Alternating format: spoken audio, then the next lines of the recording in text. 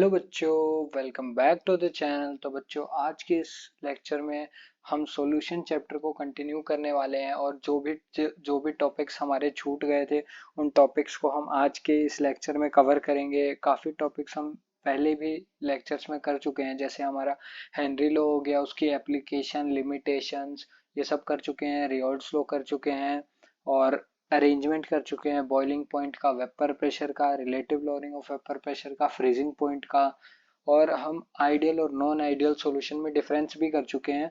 यहाँ तक कि हम नॉन आइडियल सॉल्यूशन में पॉजिटिव डेविएशन दिखाने वाले और नेगेटिव डेविएशन दिखाने वाले दोनों तरीके के सॉल्यूशंस में भी डिफरेंशिएशन देख चुके हैं। तो आज की वीडियो जो होने वाली है उसमें हम बेसिकली करने वाले हैं ग्राफिकल रिप्रेजेंटेशन आइडियल और नॉन आइडियल सॉल्यूशन का, जो कि मैंने पिछले वीडियोस में बस आपको एक रफ मैनर में बता दिया था कि अगर ऐसे ऐसे पेपर में अगर एमसीक्यू वगैरह में आ जाए या केस बेस्ड क्वेश्चन में आ जाए तो आप कैसे कर सकते हैं देख के।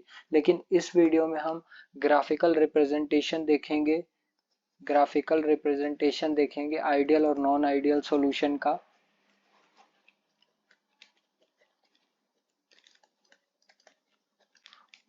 Graphical representation of ideal and non ideal solution का। ठीक है, तो ऐसा आपको ग्राफ बना लेना है। ये जो ऊपर की लाइन है, ऊपर की लाइन बस ये आप मत बनाना, ठीक है, ऊपर की लाइन। और आपको यहाँ से थोड़ा सा इसको ऐसे एक्सटेंड कर देना है, इसको ऐसे एक्सटेंड कर देना है। ऊपर की लाइन वो जो मैंने काट दी थी वो नहीं बनानी है, ठीक है। तो बच्चों, ऐसा मतलब ग्राफ ड्रॉ कर लेना है। ये ऊपर वाली लाइन जो मैंने यहाँ पे काट रखी है इसको ड्रॉ नहीं करना है आपको, ठीक है। तो यहाँ पे सबसे पहले मेंशन कर देंगे काई ए को, काई ए इज इक्वल टू 1 और काई बी इज इक्वल टू 0। और इस पॉइंट पे मेंशन कर देंगे काई बी इज इक्वल टू 1 और काई ए इज इक्वल टू 0। यहाँ पे लिख देंगे मोल फ्रैक्शन, यहाँ पे लिख देंगे वेपर प्रेशर, यहाँ पे लिख देंगे वेपर प्रेशर। और यहाँ पे नीचे इस पॉइंट पे हम मेंशन कर देंगे पी नॉट ए, ठीक है। यहाँ पे थोड़ा ऊपर मेंशन कर देंगे पी नॉट बी, ठीक है।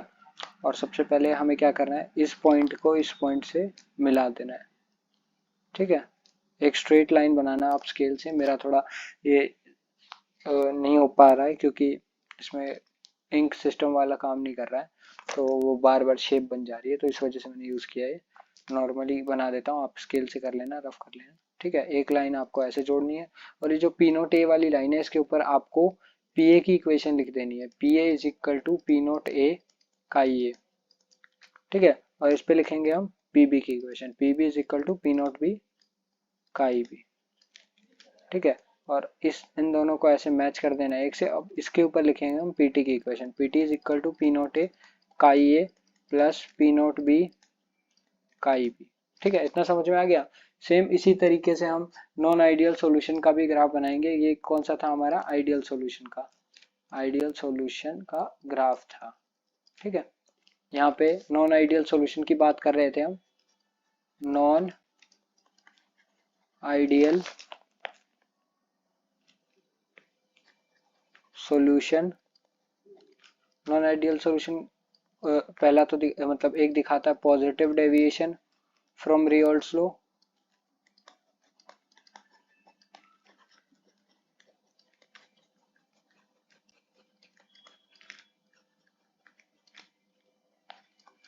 दूसरा नेगेटिव डेविएशन फ्रॉम रियोल्ड्स लॉ, ठीक है। और पॉजिटिव डेविएशन में क्या होगा, पॉजिटिव डेविएशन में इक्वेशन किस तरीके से चेंज होती है। पॉजिटिव डेविएशन में, पॉजिटिव डेविएशन की इक्वेशन लिखवा देता हूँ। पॉजिटिव डेविएशन में ग्राफ कैसे बनाएंगे और नेगेटिव डेविएशन में ग्राफ कैसे बनाएंगे, ठीक है। पॉजिटिव डेविएशन में कैसे कैसे इक्वेशन चेंज होगी और नेगेटिव डेविएशन में कैसे कैसे इक्वेशन चेंज होगी। तो यहाँ पे पी ए की इक्वेशन क्या हो जाएगी, P A greater than P naught A chi A, ठीक है। और यहाँ पे पीवी की इक्वेशन क्या हो जाएगी, PB greater than P naught B का ई बी। और यहाँ पे पीटी की इक्वेशन क्या हो जाएगी, PT greater than P A plus P B. ठीक है। और यहाँ पे क्या होगी, पी ए की equation P A less than P naught A chi A. P B क्या हो जाएगी, P B less than P naught B का ई बी। और यहाँ पे ये क्या हो जाएगा, P T less than P A plus P B.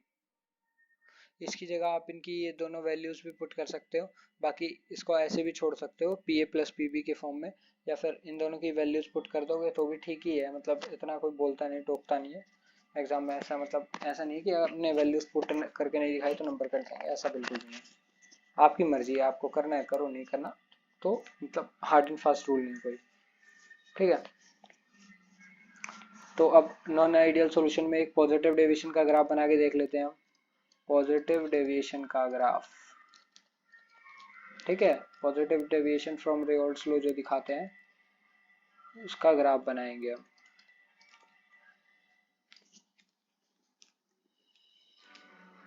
तो मैंने वो जो कॉपी किया था वो यहाँ पे पेस्ट कर लिया, क्योंकि बार बार ये बॉक्स बनाना, ग्राफ बनाना थोड़ा मुश्किल है उसमें पीपीटी में, तो इस वजह से मैंने कॉपी कर लिया। तो यहाँ पे जो जो चीज़ें सिमिलर है वो मैं तुरंत कर देता हूँ। काई ए को यहाँ 1 लिखना है, काई बी को 0 लिखना है, और यहाँ पे काई ए को 0 लिखना है, काई बी को 1 लिखना है। ठीक है। और यहाँ पे लिखना है मोल फ्रैक्शन, और यहाँ पे तो वेपर प्रेशर लिखेंगे। आप वेपर प्रेशर पूरा लिख देना, मैं वीपी लिख देता हूँ। ठीक है। और एक बात का खास ध्यान रखना है कि यहाँ पी नोट ए आएगा, पी नोट ए, और यहाँ थोड़ा ऊपर में पी नोट बी को ड्रॉ कर देंगे। ठीक है। अब क्या करेंगे, अब जो मैं लाइन बनाने जा रहा हूँ वो आपको डॉटेड बनानी है। मैं भी कोशिश करता हूँ, अगर डॉटेड बन जाए तो डॉटेड डॉटेड डॉटेड डॉटेड हो गई डॉटेड। ठीक है, ये लाइन डॉटेड बन गई। और एक और लाइन ऐसे ही डॉटेड बना लेते हैं। ठीक है। और एक लाइन ऐसे एक और डॉटेड बना लेते हैं। ऐसे पिछले में जो आइडियल वाली लाइन बनी थी उसको इस बार डॉटेड बना देंगे। अब पॉजिटिव डेविएशन दिखाना है तो हमें थोड़ा सा ऊपर की तरफ उठा के दिखा देना है ग्राफ। जैसे इसको थोड़ा सा ऊपर उठा के दिखा दिया। और यहाँ पे याद है आपको पीटी की इक्वेशन लिखते हैं, PT greater than P A plus P B. ठीक है। और यहाँ पे भी थोड़ा सा ऊपर उठा के दिखा देंगे। यहाँ पे कौन सी लिखेंगे इक्वेशन, पी ए की, तो P A greater than P naught A chi A. ठीक है। यहाँ पे भी थोड़ा सा ऊपर उठा के दिखा देंगे ग्राफ को। और इस पे क्या इक्वेशन लिखेंगे, पीबी की, PB greater than P naught B का ई बी। ठीक है, पॉजिटिव डेविएशन का हो गया। अब सिमिलरली इसी तरीके से नेगेटिव डेविएशन का भी ग्राफ बनाना है हमें। ठीक है, चलते हैं। नेगेटिव डेविएशन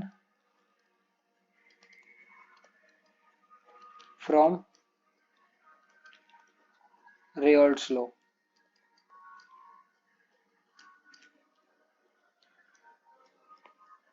ठीक है, यहाँ पे मैं पेस्ट कर देता हूँ ग्राफ को। और यहाँ पे सबसे पहले क्या कर देते हैं, काई ए जो जो सेम चीज़ है उनको पहले लिख देते हैं। तो काई ए को यहाँ 1 लिखना होता है, काई बी को 0। और यहाँ पे काई ए को कर देंगे हम 0 और काई बी को कर देंगे 1। यहाँ पे क्या लिखेंगे, मोल फ्रैक्शन, क्योंकि हमने मोल फ्रैक्शन मेंशन किया है ना इस एक्सेस पे, तो मोल फ्रैक्शन लिखेंगे। यहाँ पे लिखेंगे वेपर प्रेशर, यहाँ पे लिखेंगे vapour pressure.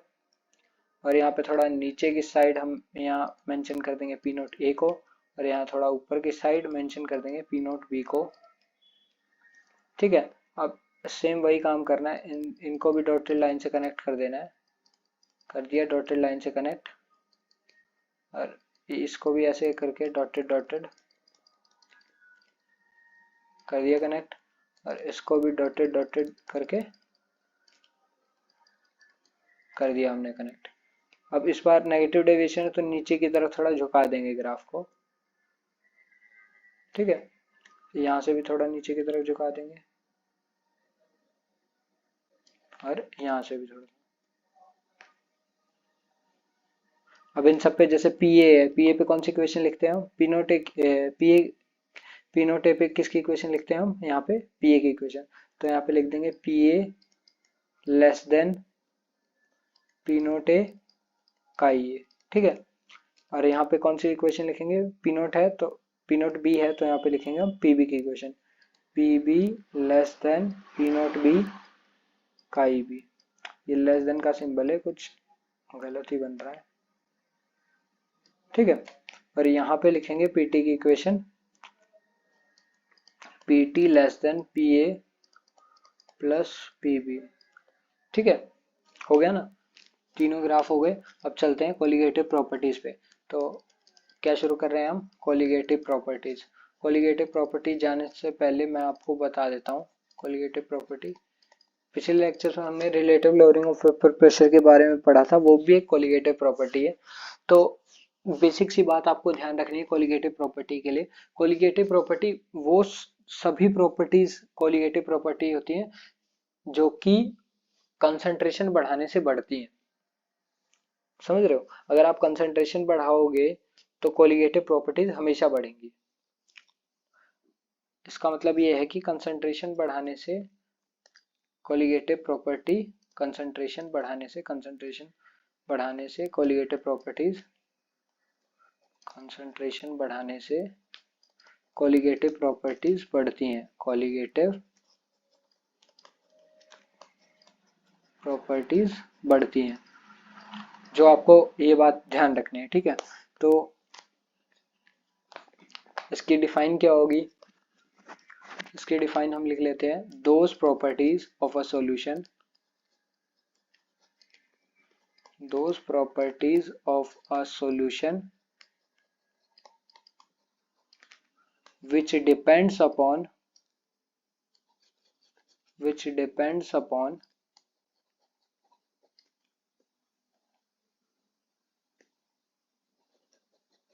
amount of solute particles present in solution,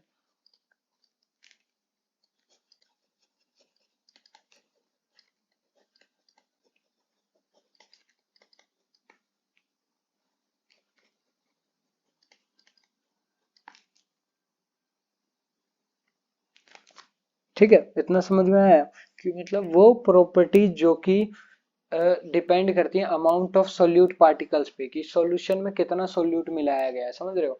मतलब सॉल्यूशन की कितनी कंसंट्रेशन, सोल्यूट मिलाने का मतलब यही तो है कि कंसंट्रेशन बढ़ा रहे हैं हम। चाहे सॉल्यूशन में सोल्यूट चीनी मिलाओ, नमक मिलाओ, या कोई सब्सटेंस कोई और सोल्यूट मिलाओ, तो सोल्यूट का तो मतलब ये होता है ना कि सोल्यूट बढ़ा रहे हैं तो कंसंट्रेशन बढ़ा रहे हैं। तो ये बात जो मैंने बोली थी ऊपर, ये बात आपको समझ में आ गई कि कंसंट्रेशन बढ़ाने से कोलिगेटिव प्रॉपर्टीज बढ़ती हैं या सोल्यूट बढ़ाने से कोलिगेटिव प्रॉपर्टीज बढ़ती हैं। वो सारी प्रॉपर्टीज जो डिपेंड करती हैं अमाउंट ऑफ सोल्यूट, सॉल्यूशन में कितना सोल्यूट प्रेजेंट है उस पे, वो सारी प्रॉपर्टीज कोलिगेटिव प्रॉपर्टी कहलाती है। और यहाँ पे एक लाइन आपको मेंशन करनी है, and these properties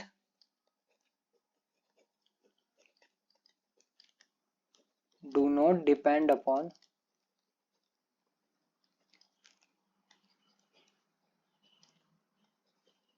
nature of solute particles। इस लाइन का मतलब ये बैठता है कि ये इस चीज पे डिपेंड नहीं करता कि सोल्यूट पार्टिकल्स जो है उनका नेचर कैसा है, मतलब सोल्यूट पार्टिकल्स का साइज कैसा है, मतलब साइज शेप वगैरह कोई मैटर नहीं करता। कोलिगेटिव प्रॉपर्टीज सिर्फ उस चीज के ऊपर डिपेंड करती है कि हमने कितना सोल्यूट मिलाया, मतलब अमाउंट ऑफ सोल्यूट कितना मिलाया, उसके साइज शेप वेट उन सब पे मैटर नहीं करती है कोलिगेटिव प्रॉपर्टीज। इतना समझ में आ गया। चलो फिर चलते हैं नेक्स्ट टॉपिक। नेक्स्ट जो हमारा था कि हमारी जो कोलिगेटिव प्रॉपर्टी होती है कितने प्रकार की होती है, इसको मैं लिख देता हूँ। देयर आर 4 टाइप्स, मेरे साथ साथ आप नोट्स भी बना सकते हैं। 4 types of colligative properties, colligative properties को मैं प्रॉप लिख देता हूँ, आप प्रॉपर्टीज पूरा लिख लेना, ठीक है। पहली कौन सी है, ऑस्मोटिक प्रेशर, ऑस्मोटिक प्रेशर। दूसरी है relative lowering of vapour pressure,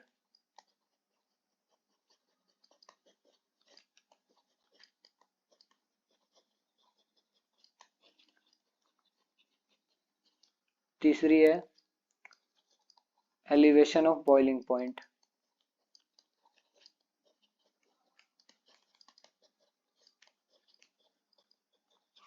चौथी है डेप्रेशन ऑफ फ्रीजिंग पॉइंट।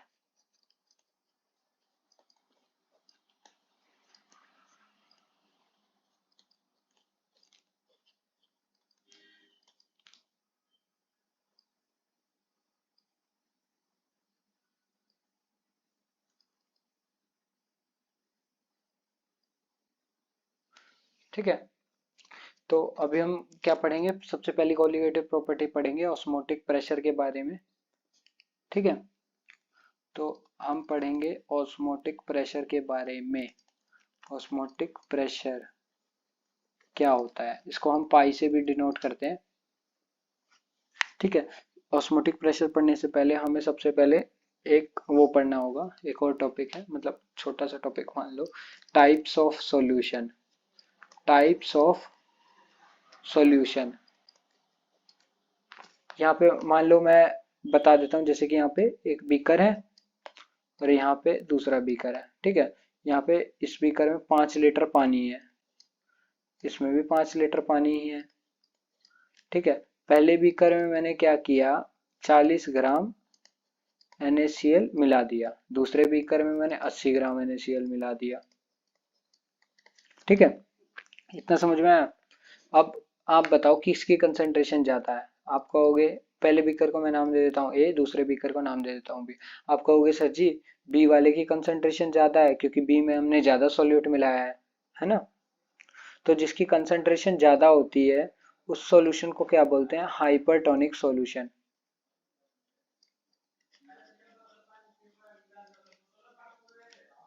और इसकी कंसंट्रेशन कम है तो वो सॉल्यूशन जिसकी कंसंट्रेशन कम हो उसको बोलते हैं हम हाइपोटोनिक सॉल्यूशन। ठीक है, अब एक और बात समझ लो कि मेरे पास एक और दो, मतलब दो सॉल्यूशन है जिसमें 5 लीटर तो H2O है और 10 ग्राम NaCl है। ठीक है, और एक और मैंने चौथा सॉल्यूशन ले लिया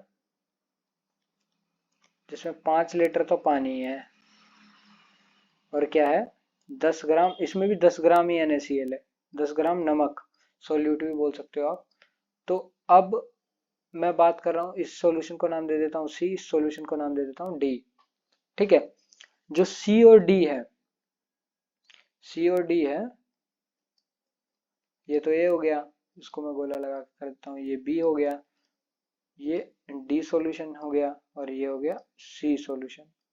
तो जो C और D है, C और D दोनों की कंसेंट्रेशन सेम है। आप भी कहोगे सर जी हाँ दोनों में 10-10 ग्राम नमक मिलाया है हमने, दोनों में 10-10 ग्राम या सोल्यूट मिलाया है हमने, तो दोनों की कंसेंट्रेशन सेम होगी। तो दोनों की कंसेंट्रेशन सेम होगी तो केमिस्ट्री में इसके लिए एक वर्ड है आइसोटोनिक सॉल्यूशन। ठीक है, इतना समझ में आ गया। अब इसको इंग्लिश में कैसे लिखेंगे देख लेते हैं। सबसे पहले आता है हमारा hypotonic solution. Hypotonic solution, a solution having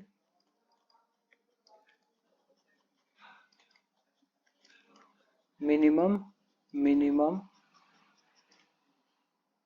concentration। ठीक है, दूसरा है हमारा हाइपरटोनिक सॉल्यूशन।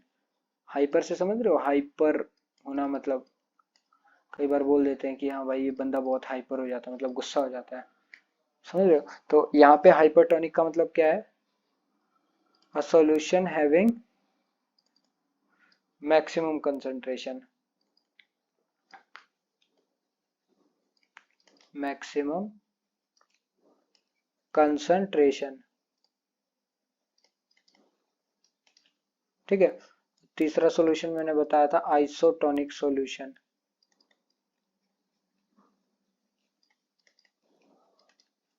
ठीक है, आइसोटोनिक सॉल्यूशन क्या है, दो सॉल्यूशन हैविंग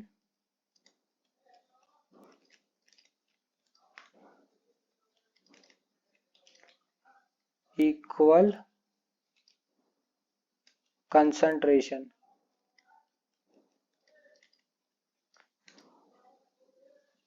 तो अब मेरे को इसमें से देख के बताओ, इन जो चार हमने एग्जांपल लिए थे इनमें से देख के बताओ कि अब कौन सा हाइपो है कौन सा हाइपर है। हाइपो कौन सा है, ए है ना।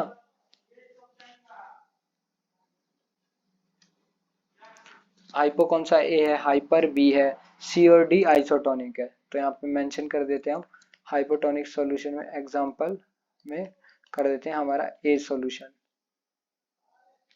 और हाइपरटोनिक में कर देते हैं एग्जांपल में बी सॉल्यूशन, और आइसोटोनिक में कर देते हैं एग्जांपल में सी एंड डी सॉल्यूशन। ठीक है।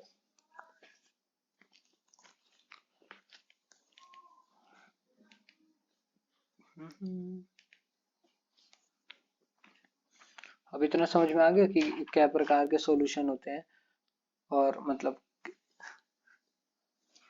क्या प्रकार के सॉल्यूशन होते हैं, हाइपोटोनिक, हाइपरटोनिक और आइसोटोनिक, और क्या होते हैं हाइपो, हाइपर और आइसोटोनिक। ठीक है। तो अब एक और बात आप समझ लो, ठीक है, कि ना मेरे पास एक बीकर है, बीकर मान लो, ठीक है। मैं इसको ना कॉपी कर लेता हूँ ताकि आगे जाके प्रॉब्लम ना हो।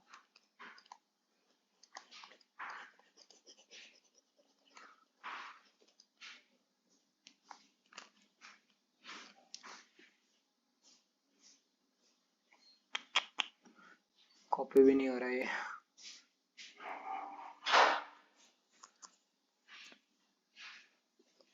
ठीक है। तो यहाँ पे मैंने बीकर बना दिया, बीच में मैंने क्या लगा दिया, सेमी परमिएबल मेम्ब्रेन। और यहाँ पे ले लिया मैंने, जैसे कि ये ले लिया 2 लीटर H2O ले लिया, और इसमें क्या मिला दिया मैंने, 2 ग्राम NaCl। और यहाँ पे मैंने ले लिया, यहाँ पे भी मैंने 2 लीटर H2O लिया है, और यहाँ पे मैंने मिला दिया 40 ग्राम NaCl। ठीक है। तो इतना समझ में आया कि इसमें 2 ग्राम NaCl मिला दिया, इसमें 40 ग्राम NaCl मिला दिया। अब एक बार ये बता देता हूँ मैं, SPM क्या है। SPM मतलब ये है semi permeable membrane, semi permeable membrane. अब इसका काम क्या होता है, इसका काम ये होता है ना कि ना ये सिर्फ सॉल्वेंट पार्टिकल्स को ही मूव आउट करने देता है अपने अंदर से। अगर मान लो जैसे कि ये दोनों सॉल्यूशन है, इसमें बीच में हमने ये जाली सी, मतलब जो भी है फिल्टर सा लगा दिया, सेमी परमेबल मेम्ब्रेन लगा दिया। अब ये क्या करेगा कि ना सिर्फ वाटर को मूव करने देगा। वाटर यहाँ से यहाँ भी जा सकता है, और यहाँ से यहाँ भी जा सकता है। लेकिन जो हमारा नमक है, नमक NaCl है, यहाँ पे है, यहाँ पे है, तो NaCl का एक्सचेंज नहीं होगा। प्योर वाटर जो है वो, उसके मॉलिक्यूल्स इधर उधर जा सकते हैं, लेकिन NaCl कहीं नहीं जा सकता। तो सेमी परमेबल मेम्ब्रेन का बेसिक जो काम ये होता है कि सॉल्वेंट जो भी पार्टिकल्स होते हैं उनका मूवमेंट हो सकता है सेमी परमेबल मेम्ब्रेन से, सॉल्यूट का मूवमेंट इम्पॉसिबल है सेमी परमेबल मेम्ब्रेन से। ठीक है। तो इसलिए इसका यूज किया जाता है। तो अब क्या होगा, जैसे कि इसकी कंसंट्रेशन, इस वाले सॉल्यूशन की कंसंट्रेशन कम है, इसकी कंसंट्रेशन कम है और इस सॉल्यूशन की कंसंट्रेशन ज़्यादा है। तो क्या होता है कि वाटर, जो भी सॉल्वेंट है, सॉल्वेंट पार्टिकल, वाटर हमेशा मिनिमम कंसंट्रेशन, इसकी कंसंट्रेशन मिनिमम है, ये तो आपको पता ही है, मिनिमम, और इस सॉल्यूशन की कंसंट्रेशन क्या है, मैक्सिमम। तो वाटर हमेशा मिनिमम से मैक्सिमम जाता है, मतलब सॉल्वेंट पार्टिकल्स का फ्लो होता है हाइपो से हाइपर, हाइपो, हाइपो समझ रहे हो ना, हाइपोटोनिक सॉल्यूशन से हाइपरटोनिक सॉल्यूशन, हाइपो से हाइपर में मूवमेंट होता है। इतनी बात समझ में आई। तो क्या होगा अब, वाटर का फ्लो, वाटर के पार्टिकल्स का फ्लो होने लगेगा, और जब तक फ्लो होगा वाटर का पार्टिकल, जब तक कि दोनों सॉल्यूशन की कंसंट्रेशन सेम नहीं हो जाती, दोनों की कंसंट्रेशन आइसोटोनिक नहीं हो जाती। ठीक है।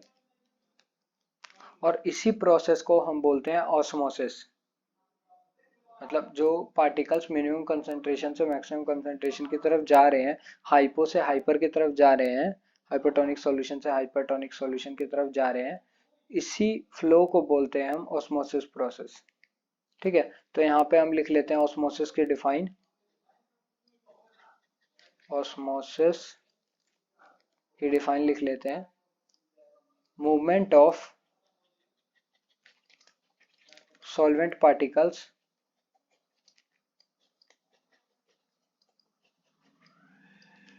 from hypotonic solution to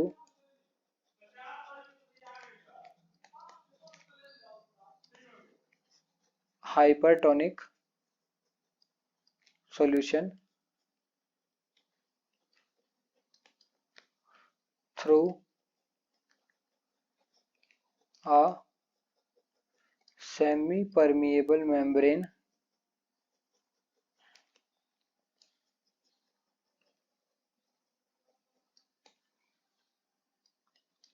this process is called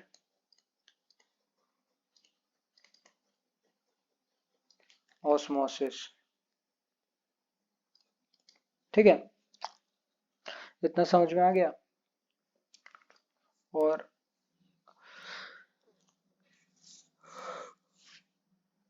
एक बात आपको और ध्यान रखनी है, मैंने सेमी परमेबल मेम्ब्रेन के बारे में बताना शायद भूल गया।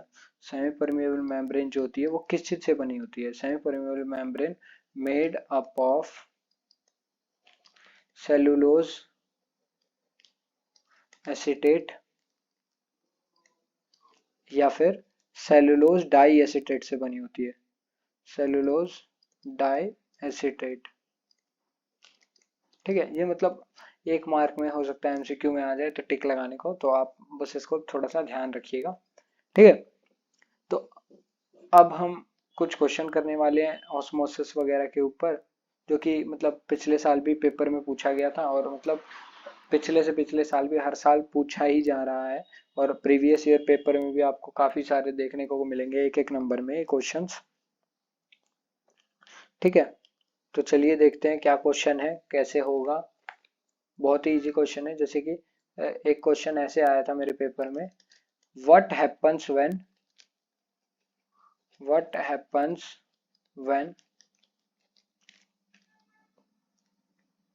RBC is placed in 1% weight by volume aqueous NaCl। ठीक है, इस बात को समझने से पहले आपको एक और बात समझनी होगी कि जो हमारा RBC है, मतलब रेड ब्लड सेल है, इसकी कंसंट्रेशन क्या होती है? इसकी कंसंट्रेशन होती है आइसोटोनिक होती है। किसके आइसोटोनिक होती है इसकी कंसंट्रेशन? इसकी कंसंट्रेशन आइसोटोनिक होती है 0.9% weight by volume aqueous NaCl के आइसोटोनिक होती है। मतलब जो ये इसकी कंसंट्रेशन है, एक सॉल्यूशन है जिसकी concentration 0.9% weight by volume aqueous NaCl है, और रेड ब्लड सेल की भी कंसंट्रेशन यही होती है, ठीक है। तो अब पूछा गया क्वेश्चन में कि क्या होगा अगर रेड ब्लड सेल को हमने 1% weight by volume aqueous NaCl solution में रख दिया। तो अब सबसे पहले हम क्या करेंगे, एक बीकर बना लेंगे, ठीक है। ये हो गया अपना रेड ब्लड सेल, और इसकी कंसंट्रेशन कितनी होगी? 0.9% weight by volume aqueous NaCl, ठीक है। और जो यहाँ आसपास जो सॉल्यूशन है उसकी कंसंट्रेशन है 1% weight by volume aqueous NaCl, ठीक है। तो अब क्या होगा, किसकी कंसंट्रेशन ज्यादा है? आप कहोगे सर जी सॉल्यूशन की कंसंट्रेशन तो ज्यादा है, रेड ब्लड सेल की कंसंट्रेशन कम है। तो अब क्या होगा, अब ये होगा कि जिसकी कंसंट्रेशन कम होती है, वाटर वहां से मूव करना, मतलब हाइपो से हाइपर की तरफ मूव करता है ना वाटर, या सॉल्वेंट पार्टिकल्स जो होते हैं हाइपो से हाइपर की तरफ मूव करते हैं। तो अब क्या होगा, रेड ब्लड सेल की कंसंट्रेशन कम है, मिनिमम से मैक्सिमम बताया था ना आपको, मिनिमम कंसंट्रेशन से मैक्सिमम कंसंट्रेशन, या फिर हाइपो से हाइपर। तो यहाँ से ये शुरू हो जाएगा, रेड ब्लड सेल से वाटर बाहर निकलने लगेगा, और जब तक निकलेगा जब तक कि दोनों की कंसंट्रेशन सेम नहीं हो जाती, ठीक है। तो इससे क्या इफेक्ट आएगा रेड ब्लड सेल पे? रेड ब्लड सेल में से सारा पानी एग्जिट आउट हो जाएगा, और रेड ब्लड सेल हो जाएगा श्रिंक, यानी कि सिकुड़ जाएगा। तो इसको इंग्लिश में हम ऐसे लिखेंगे, RBC विल श्रिंक, और इसके लिए इंग्लिश में एक और वर्ड है जिसको हम बोलते हैं फ्लैसिड, ठीक है। तो अगर कहीं आ जाए कि आरबीसी विल फ्लैसिड या फिर एमसीक्यू वगैरह में आ जाए तो घबराने नहीं है, फ्लैसिड और श्रिंक दोनों का एक ही मतलब है, ठीक है। तो बस इसलिए लिखवा दिया आपको ताकि याद रहे एग्जाम में, कहीं ऐसा ना हो कि एग्जामिनर घुमा के पूछ ले और आप ऐसे छोड़ दो, कहो सर जी आपने तो कराया नहीं था, फ्लैसिड वगैरह आया था ऑप्शन में और आपने तो श्रिंक ही बताया और स्वेलअप ही बताया था, ठीक है। तो अब एक और ऐसा ही एक क्वेश्चन देखते हैं, ठीक है। जैसे कि यहाँ पे एक क्वेश्चन है, what happens when RBC is placed in, RBC is placed in 0.9% weight by volume aqueous NaCl। अब बताओ भाई क्या होगा। एक बीकर ले लिया, उसमें रेड ब्लड सेल ले लिया, अब कहोगे सर जी इसकी कंसंट्रेशन है 0.9% weight by volume aqueous NaCl, ठीक है। और बाहर जो सॉल्यूशन है उसकी कंसंट्रेशन है 0.9% weight by volume aqueous NaCl। अब आप कहोगे कि सर जी दोनों की कंसंट्रेशन तो सेम ही है। अब दोनों की कंसंट्रेशन सेम है तो क्या कंडीशन हो गई कि ये दोनों आइसोटोनिक सॉल्यूशन होगा। अब आइसोटोनिक सॉल्यूशन हो गए तो सॉल्यूट पार्टिकल्स का मूवमेंट नहीं होगा, नहीं होगा तो यहाँ पे हम लिख देंगे आरबीसी विल रिमेन अनचेंज्ड, ठीक है।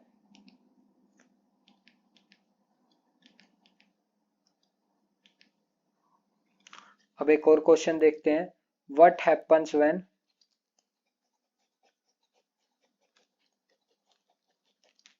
RBC is placed in 0.0099% water by volume aqueous, एक सेकेंड ये वॉल्यूम है, water by volume aqueous NaCl solution. तो अब क्या होगा, अब मान लो मेरे पास एक सॉल्यूशन है, ये रहा रेड ब्लड सेल हमारा, इसकी concentration 0.9% weight by volume aqueous NaCl है और इसको हमने रख दिया एक सॉल्यूशन है उसमें। अब सॉल्यूशन की कंसंट्रेशन है 0.0099% weight by volume aqueous NaCl, ठीक है।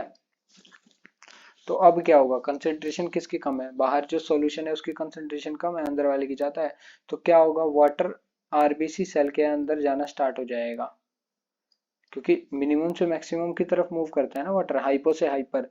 तो बाहर का एनवायरनमेंट हाइपो है, बाहर का सॉल्यूशन हाइपो है, रेड ब्लड सेल हाइपर है, तो वाटर का मूवमेंट होने लगेगा रेड ब्लड सेल के अंदर और रेड ब्लड सेल क्या हो जाएगा, स्वेल अप, यानी कि red blood cell will swell up.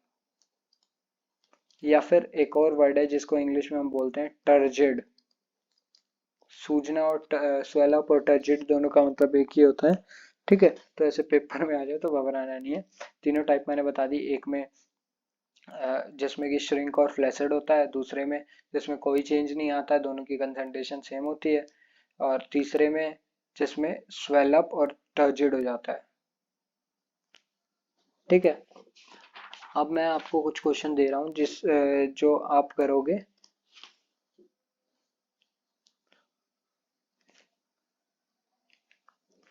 ठीक है।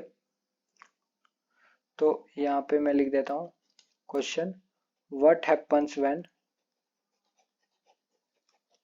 आप मतलब इसको कॉपी में नोटबुक में सोल्व करोगे। अगर आपको किसी क्वेश्चन में डाउट लगता है तो आप मेरे से पूछ सकते हो, मेरे टेलीग्राम चैनल पे या इंस्टाग्राम पे ज्वाइन कर सकते हो मुझे, ठीक है। और वहाँ पे आप डीएम कर सकते हो, मैं आपको जरूर जवाब दूंगा, वहाँ पे आपको मतलब आंसर बता दूंगा, कोई भी डाउट हो तो पूछ लेना, ठीक है। तो यहाँ पे सबसे पहला क्वेश्चन लेते हैं, 0.01% weight by volume aqueous NaCl, इस कंडीशन में क्या होगा। दूसरा है 0.1199% weight by volume aqueous NaCl, इसमें क्या होगा। और अगला हम ले लेते हैं तीसरा ले लेते हैं 2%, ठीक है, 2% weight by volume aqueous NaCl, इस सॉल्यूशन में क्या होगा। और चौथा हम ले लेते हैं 5% weight by volume aqueous NaCl, ठीक है, इसमें क्या होगा। और पांचवा सॉल्यूशन हम ले लेते हैं 0.29, ठीक है, 29% weight by volume aqueous NaCl solution में जब हम रेड ब्लड सेल को रखेंगे तब क्या होगा, ठीक है। और एक पार्ट और कर लेना आप, जिसमें कि आप कर लो 0.9%, ये तो मैंने करा ही दिया था अभी पहले, लेकिन फिर भी आप खुद से एक बार ट्राई करके देखना और डायग्राम जरूर बना के देखना, क्योंकि जब तक डायग्राम नहीं बनाओगे ऐसे आप हवा हवा में आप सोचोगे कि मैं तो ऐसे कर दूंगा सॉल्व, तो नहीं, एक बार आप डायग्राम बना के देखो तो उससे आपके माइंड में ये चीजें सेट हो जाएंगी, ठीक है। तो अगर आपको सीधा याद नहीं भी रहता तो आप डायग्राम बनाओगे, आप कहोगे कि बाहर वाले की कंसंट्रेशन ज्यादा है, अंदर वाले की कंसंट्रेशन कम है, तो इस केस में क्या होगा, इस केस में वाटर अंदर से बाहर मूव करेगा।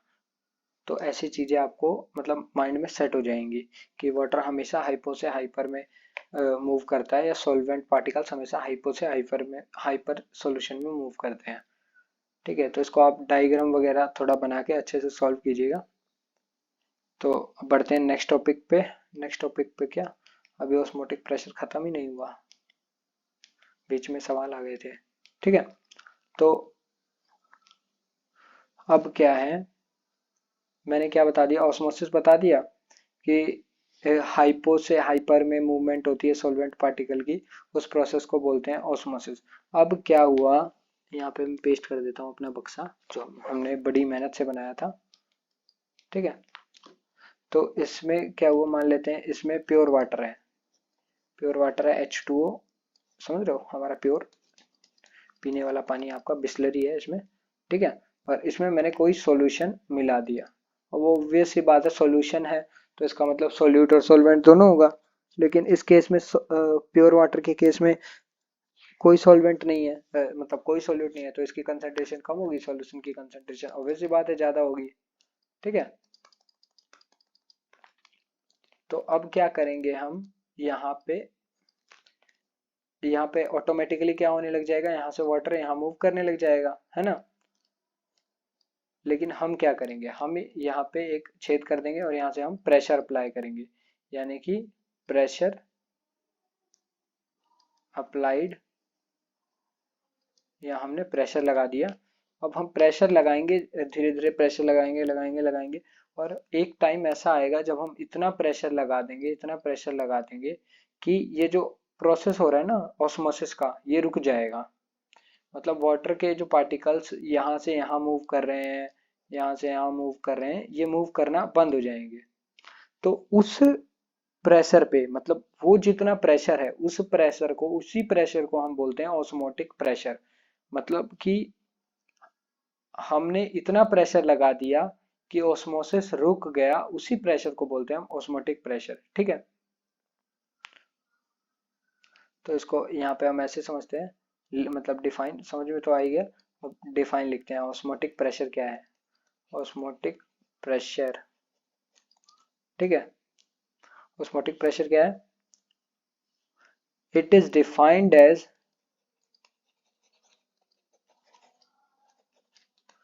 Minimum pressure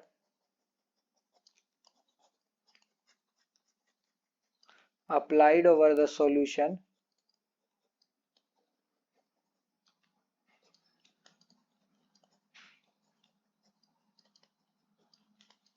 to stop osmosis। तो इतना समझ में आ गया कि ऑस्मोटिक प्रेशर वो मिनिमम प्रेशर होता है जो हम सॉल्यूशन पे लगाते हैं जिससे ऑस्मोसिस रुक जाता है। Minimum pressure applied over the solution to stop osmosis is called osmotic pressure. इसको हम पाई से रिप्रेजेंट करते हैं केमिस्ट्री में, ठीक है। अब एक और कंडीशन आती है कि अगर आपने वो जो मिनिमम प्रेशर ऑस्मोटिक प्रेशर से ज्यादा, मतलब अप्लाइड प्रेशर जो हो गया वो ऑस्मोटिक प्रेशर से ज्यादा हो गया, व्हेन, तो क्या हो जाता है, रिवर्स ऑस्मोसिस हो जाता है। रिवर्स osmosis, ठीक है, when applied pressure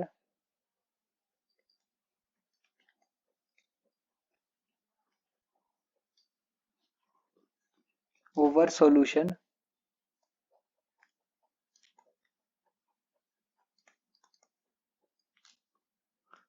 is greater than osmotic pressure,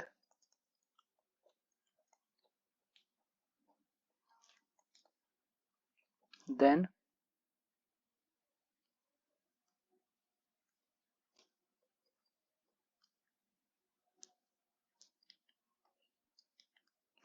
water will, या फिर वाटर की जगह हम क्या लिख सकते हैं, और then solvent particles will start to move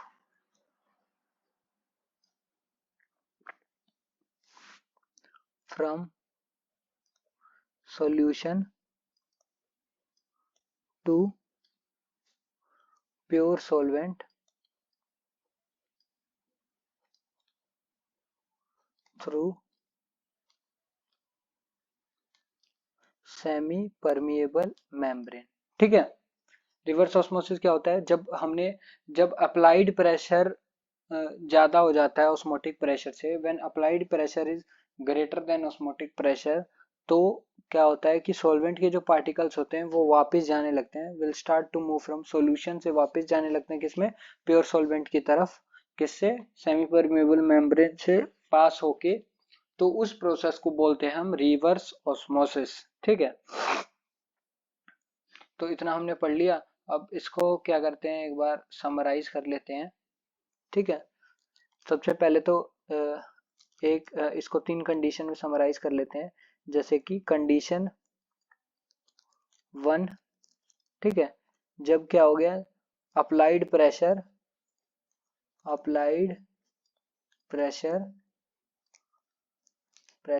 is equal to, एक सेकेंड इसको मैं रेज कर दूं, नीचे लिख लेता हूं अच्छे से थोड़ा, अप्लाइड प्रेशर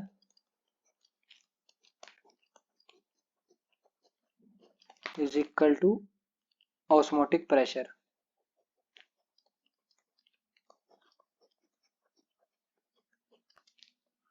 तब क्या होगा, ऑस्मोसिस विल स्टॉप,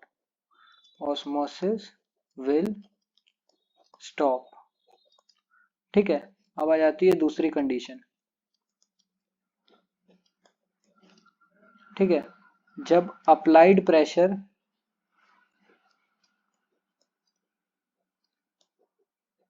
ज्यादा होगा ऑस्मोटिक प्रेशर से, तो हमने अभी पढ़ा था क्या होता है, रिवर्स ऑस्मोसिस विल अकर। अब तीसरी कंडीशन कौन सी है, तीसरी कंडीशन ये है, जब अप्लाइड प्रेशर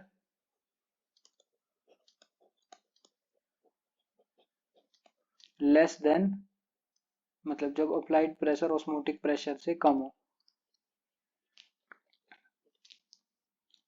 तब क्या होगा, ऑस्मोसिस विल अकर, ठीक है। आया समझ में, तीनों कंडीशन हमने समराइज कर ली, और ऑस्मोटिक प्रेशर हो गया, बस हमारा मैथमेटिकल एक्सप्रेशन रह रहा है। उससे पहले मैं आपको अरेंजमेंट करा देना चाहता हूँ, कि मतलब एक अरेंजमेंट का क्वेश्चन मेरे को याद आया, ठीक है।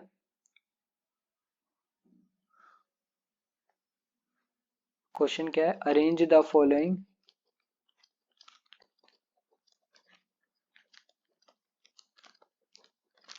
on solution on the basis of their osmotic pressure. ठीक है, तो पहला सॉल्यूशन है 1 मोलर C6H12O6, दूसरा है 3 मोलर C6H12O6, तीसरा है 10 मोलर C6H12O6। ठीक है, तो अब अरेंजमेंट करते हैं। एक बात जो मैंने बताई थी कि कंसंट्रेशन के डायरेक्टली प्रोपोर्शनल होती है कोलिगेटिव प्रॉपर्टीज, तो ऑस्मोटिक प्रेशर भी तो कोलिगेटिव प्रॉपर्टी है, तो इसका मतलब ये भी डायरेक्टली प्रोपोर्शनल होगी। ऑस्मोटिक प्रेशर भी डायरेक्टली प्रोपोर्शनल हो गई कंसंट्रेशन के। ठीक है,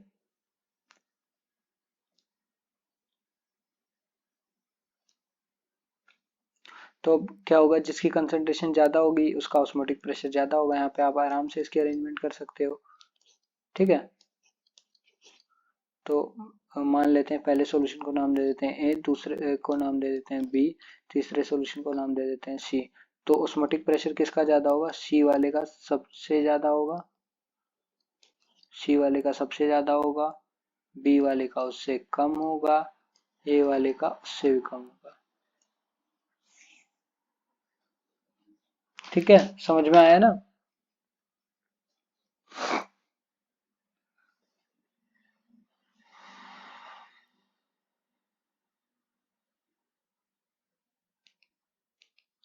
अब सिमिलरली इसी के जैसा एक और क्वेश्चन है जिसमें यह है कि 2 मोल NaCl है, 2 मोलर NaCl है, और दूसरा सॉल्यूशन है 5 मोलर NaCl, तीसरा सॉल्यूशन है 10 मोलर NaCl। ठीक है, अब इसकी अरेंजमेंट करनी है। इसको मान लेते हैं ए सॉल्यूशन, इसको मान लेते हैं बी सॉल्यूशन, इसको मान लेते हैं सी सॉल्यूशन। ऑस्मोटिक प्रेशर से करनी है, तो इसका क्या होता है, जिसकी कंसंट्रेशन ज्यादा उसका ऑस्मोटिक प्रेशर ज्यादा।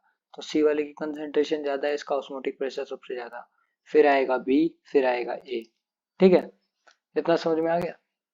अब करते हैं हम एक और क्वेश्चन करते हैं जिसमें ये है कि पहला सॉल्यूशन है 1 मोलर NaCl, दूसरा सॉल्यूशन है 1 मोलर ग्लूकोज C6H12O6। ठीक है, और तीसरा सॉल्यूशन है 1 मोलर CaCl2। ठीक है, तो अब क्या होगा, अब तो कहोगे सर जी तीनों की कंसंट्रेशन सेम है, तो अब क्या होगा कि तीनों का ऑस्मोटिक प्रेशर का अरेंजमेंट भी सेम होगा। नहीं, एक सेकेंड, ये जो NaCl है, NaCl है ये एक्वस फॉर्म में अपने आयंस में टूट जाता है, ग्लूकोज तो बिल्कुल भी नहीं टूटता, और CaCl2 भी एक्वस फॉर्म में अपने आयंस में टूट जाता है। इन बातों का आपको ध्यान रखना है। अब जैसे कि NaCl है, वो कैसे टूट जाएगा, एक Na प्लस आयन में और एक Cl माइनस आयन में, और ग्लूकोज ऐसे का ऐसे ही रहेगा, तो इसकी कंसंट्रेशन रहेगी 1 मोलर। ठीक है, और CaCl2 कैसे टूट जाएगा, CaCl2 टूटेगा एक तो Ca2 प्लस में, कैल्शियम 2 प्लस में, और 2Cl माइनस में, तो इसकी कंसंट्रेशन कितनी हो जाएगी, 3 मोलर। इसकी कंसंट्रेशन एक यहाँ पे, एक यहाँ पे, कितनी हो जाएगी, 2 मोलर। तो अब तो आप आराम से बता सकते हो कि किसकी कंसंट्रेशन ज्यादा है, किसकी कंसंट्रेशन कम है। तो यहाँ से हम आसानी से ही देख सकते हैं कि जो हमारा ये CaCl2 वाला सॉल्यूशन है, मान लेते हैं कि ये C है, ये मान लेते हैं B है, ये मान लेते हैं A है। तो जो C सॉल्यूशन है उसकी कंसंट्रेशन सबसे ज्यादा है, तो इसका मतलब उसका ऑस्मोटिक प्रेशर भी सबसे ज्यादा होगा। फिर उसके बाद आता है हमारा A सॉल्यूशन, फिर उसके बाद आता है लास्ट में B। ठीक है, इतना हो गया। फिर इसी तरीके से, एक सेकंड स्क्रॉल डाउन नहीं हो रहा, इसी तरीके से आ जाते हैं, एक और क्वेश्चन है। ठीक है, एक और क्वेश्चन है मेरे पास जो कि है, पहला सॉल्यूशन है 2 मोलर K2SO4। K2SO4 भी एक आयनिक कंपाउंड है, पानी में जाने के बाद टूट जाएगा। दूसरा है वो है C12H22O11, ये सुक्रोज है, ये भी पानी में जाने के बाद नहीं टूटता है, मतलब अपने एक्वस मीडियम में ही आयंस में नहीं टूटता है। तीसरा कंपाउंड है 2 मोल Na4 FeCN6 FeCN6, ठीक है।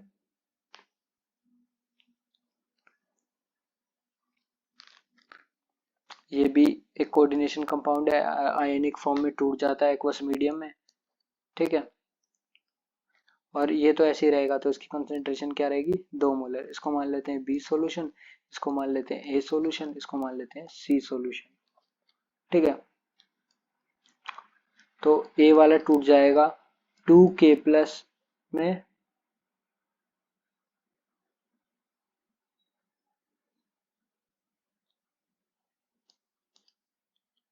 ठीक है, और एक SO4 2 माइनस में, ठीक है। यहाँ से कितनी आई कंसंट्रेशन इसकी, 3 मोलर, लेकिन ये कितने मोलर है, 2 मोलर है। तो या तो आप यहाँ पे ही सीधा 2 से मल्टीप्लाई कर दो, तो ये 2 इधर मल्टीप्लाई हो जाएगा, तो यहाँ पे 4 हो जाएगा, यहाँ पे 2 हो जाएगा, 4 और 2 6, या फिर यहाँ पे आप मल्टीप्लाई कर दो, तो यहाँ पे कितना हो जाएगा, 6 मोलर इसकी कंसंट्रेशन हो जाएगी, ठीक है। यहाँ पे टूटेगा नहीं, इसकी कंसंट्रेशन 2 मोलर ही रहेगी, और ये टूटेगा 4Na प्लस में, ये भी ऐसे ही होगा, 2 मोलर है ना, तो 2 को बाहर रख देते हैं 4Na प्लस में, और ये टूटेगा FeCN6 4 माइनस। तो 4 यहाँ पे था, 1 यहाँ पे था, 4 दूनी 8 और 1 दूनी 2, ये कितना हो जाएगा, 10 हो जाएगा, 10 मोलर इसकी कंसंट्रेशन हो जाएगी। अब इसका अरेंजमेंट कैसे हो जाएगा, ऑस्मोटिक प्रेशर का अरेंजमेंट, सी वाले की कंसंट्रेशन सबसे ज्यादा, ए वाले की कंसंट्रेशन उससे कम, बी वाले की कंसंट्रेशन सबसे कम, ठीक है। समझ में आया इतना, इजी है क्वेश्चन अरेंजमेंट पे, ठीक है। अब एक जो खास रीजनिंग का क्वेश्चन बनता है, वो यहाँ से ऐसे बनता है कि, और कई बार पूछा भी जाता है एग्जाम में, कि CH3 एक कंपाउंड है मेरे पास, CH3COOH, यानी कि एसिटिक एसिड है मेरे पास, CH3COOH एसिटिक एसिड है, एसिटिक एसिड, ठीक है। और दूसरा कंपाउंड है Cl3CCOOH, और तीसरा कंपाउंड है F3CCOOH, ठीक है। ये दूसरा कंपाउंड है ट्राइक्लोरोएसिटिक एसिड, ट्राइक्लोरोएसिटिक एसिड, तीसरा कंपाउंड है ट्राइफ्लोरोएसिटिक एसिड,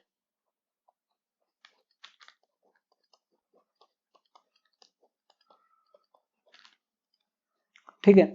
अब तीनों तो अपने रिस्पेक्टिव आयंस में टूट जाएंगे, ठीक है, 1Cl3COO minus plus 1H plus, ठीक है, ये भी टूट गया, ये भी टूट गया, F3C, एक second, COO minus H plus, इसकी भी कंसंट्रेशन हो गई 2 मोलर, इसकी भी कंसंट्रेशन हो गई 2 मोलर, ये भी टूट जाएगा, CH3COO minus plus H plus, इसकी कंसंट्रेशन हो गई 2 मोलर। अब कहोगे आप सर जी इसमें तो तीनों की कंसंट्रेशन सेम ही है, अब कैसे पता लगाएं।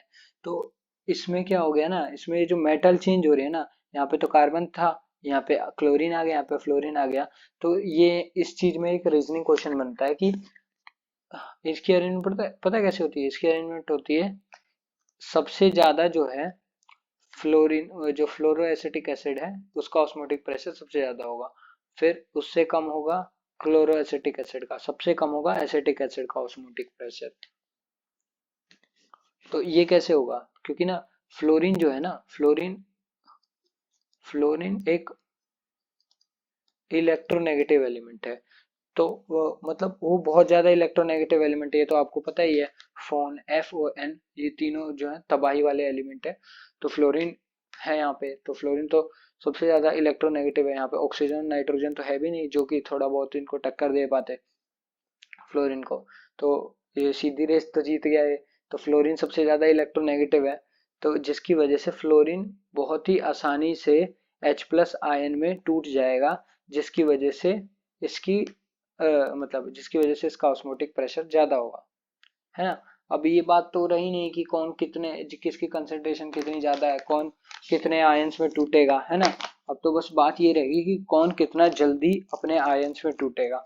तो फ्लोरीन एक तगड़ा इलेक्ट्रोनेगेटिव एलिमेंट है, अपना इलेक्ट्रॉन अपनी तरफ खींचेगा सारे, और हाइड्रोजन H+ आयन को रिलीज कर देगा, जिसकी वजह से उसका मैक्सिमम ऑस्मोटिक प्रेशर हो जाएगा।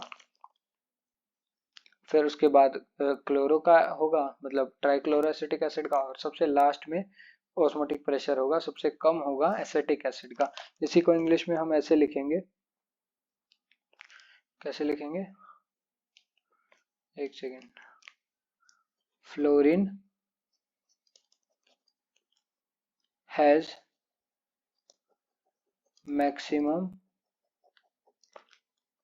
Electro negativity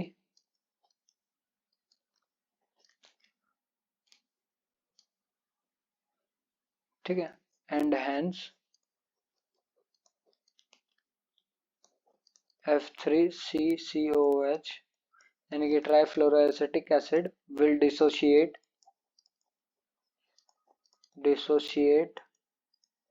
into H+ ion rapidly मतलब जल्दी से, ड्यू टू विच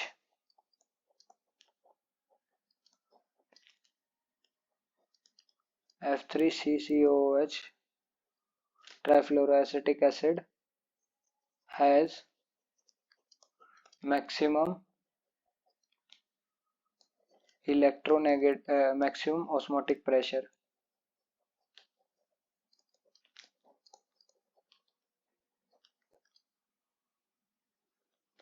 देन उसके बाद आता है trichloroacetic acid and minimum for, सबसे कम ऑस्मोटिक प्रेशर होगा एसिटिक एसिड का, CH3COOH। ठीक है।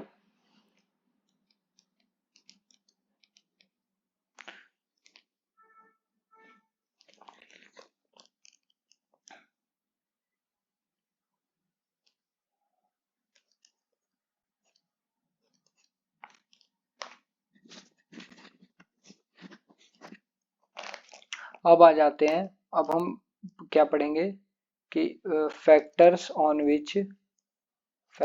Over which osmotic pressure depends. Osmotic pressure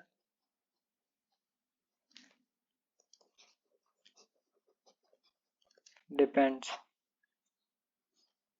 सबसे पहला फैक्टर तो ये हो गया टेम्परेचर, यानी कि ऑस्मोटिक प्रेशर जो है डायरेक्टली प्रोपोर्शनल है टेम्परेचर के। एक तो रिलेशन ये हो गया। दूसरा क्या हो गया, अमाउंट ऑफ सोल्यूट, या बोल लेते हैं हम इसको कंसंट्रेशन भी, अमाउंट ऑफ सोल्यूट। ये तो हमने कोलिगेटिव प्रॉपर्टीज की डिफाइन में भी पढ़ा था, या कंसंट्रेशन ऑफ सोल्यूट।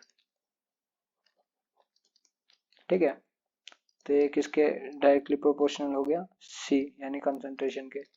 तो फ्रॉम 1 and 2 दोनों इक्वेशन से हमारे पास क्या रिलेशन सामने आया, from 1 and 2 pi is equal to CRT। ठीक है, नहीं ये दोनों रिलेशन से हमारे पास क्या सामने आया, हमारे पास ये सामने आया कि पाई डायरेक्टली प्रोपोर्शनल है सी और टी के मल्टी प्रोडक्ट के। ठीक है, तो यहाँ से जब हमने प्रोपोर्शनलिटी का सिंबल हटाया तो एक कांस्टेंट आया आर जिसको हम बोलते हैं गैस कांस्टेंट।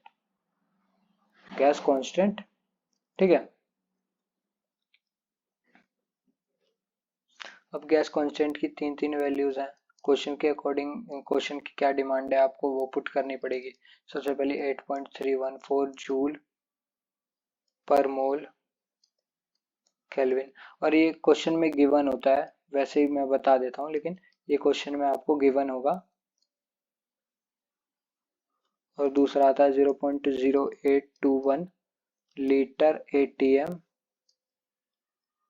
पर मोल पर केल्विन। ठीक है, यहाँ पे भी पर केल्विन आएगा।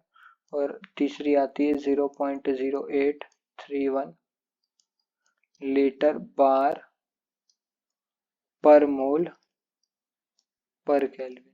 ठीक है, ये तीन इसकी वैल्यूज हैं रेट कांस्टेंट की। ठीक है, इतना समझ में आया। अब अगले लेक्चर में हम क्या करेंगे, इसके ऊपर क्वेश्चन करेंगे और फिर बढ़ेंगे, 2-3 क्वेश्चन अटेम्प्ट करेंगे, जितने भी क्वेश्चन होंगे इसके क्वेश्चंस अटेम्प्ट करेंगे। और उसके बाद हम अपनी नई कोलिगेटिव प्रॉपर्टी जो रहेगी इस लेक्चर में, elevation of boiling point, depression of freezing point और relative lowering of vapour pressure, इनके ऊपर न्यूमेरिकल्स अटेम्प्ट करेंगे, देखेंगे। वैसे अगर आपने स्टार्टिंग से सारे लेक्चर अटेंड किए हैं तो आपको पता होगा कि relative lowering of vapour pressure और एलिवेशन ऑफ बॉइलिंग पॉइंट वगैरह के न्यूमेरिकल्स हम पहले भी कर चुके हैं। ठीक है,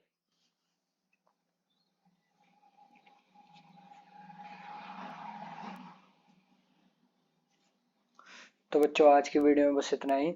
नेक्स्ट वीडियो में हम अपना ये जो बाकी 3 कोलिगेटिव प्रॉपर्टीज रहेगी वो करेंगे। और तब तक के लिए आप रिवीजन करते रहिए। आपको ये नोट्स जो हैं डिस्क्रिप्शन में लिंक मिल जाएगी, आप वहाँ से जाके डाउनलोड कर सकते हैं। और आप साथ साथ भी बना ही सकते हैं नोट्स, मतलब मैं साथ साथ लिखता हूँ तो इतना टाइम तो सफिशिएंट हो जाता है कि आप मेरे साथ साथ ही कॉपी में लिख सकें। तो ठीक है, और बाकी कल से लाइव सेशन शुरू कर रहे हैं, तो आप जुड़िए हमारे साथ लाइव सेशन में, अपने डाउट वगैरह पूछिए और अपने फ्रेंड्स को भी बताइए। तो बच्चों आज के वीडियो में बस इतना ही, मिलते हैं कल से।